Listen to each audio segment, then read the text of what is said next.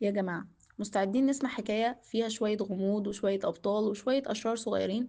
حكايتنا النهاردة عن حاجة اسمها الثلاسيميا أو ما تعرف باسم أنيميا البحر المتوسط. ودي حكاية بتحصل جوه الدم بتاعنا. تخيلوا معايا إن الدم بتاعنا ده فيه سكان مهمين قوي اسمهم كرات الدم الحمراء. السكان دول وظيفتهم يوصلوا الأكسجين اللي هو الهواء اللي بنتنفسه لكل جزء في جسمنا. طب مين هو البطل اللي بيساعد كرات الدم الحمراء دي في مهمتها؟ بطلنا اسمه الهيموجلوبين، وده عامل زي السوبرمان اللي بيشيل الأكسجين على ظهره ويوصله في كل مكان. نيجي بقى للأشرار الصغيرين في الحكاية بتاعتنا. الأشرار دول اسمهم طفرات الجينات. تخيلوا إنهم زي الفيروسات اللي بتخش على مصنع الهيموجلوبين وتبوظه. في أكتر من 200 نوع من الفيروسات دي.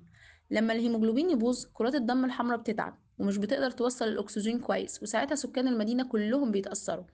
أنيميا البحر المتوسط دي ممكن تأثر على أجزاء كتير من المدينة بتاعتنا. ممكن تأثر على مصنع الدم نفسه اللي هو نخاع العظام، نهر كبير بيصفي الدم اللي هو الكبد، حتى على القلب اللي هو عامل زي محطة الكهرباء الرئيسية في المدينة.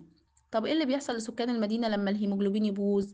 بيحصل لهم حاجات كتير، زي بيتعبوا بسرعة ومش قادرين يلعبوا كتير، وشهم بيبقى أصفر، نموهم بيبقى أبطأ من صحابهم، قلبهم ممكن يدق بسرعة ومش بانتظام. بس الخبر الحلو إننا ممكن نعرف مين اللي عنده الأشرار الصغيرين دول من قبل ما يتولد.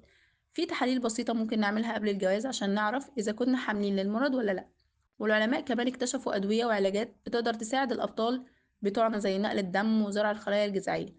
أنيميا البحر المتوسط حكاية فيها تحدي بس فيها كمان أمل.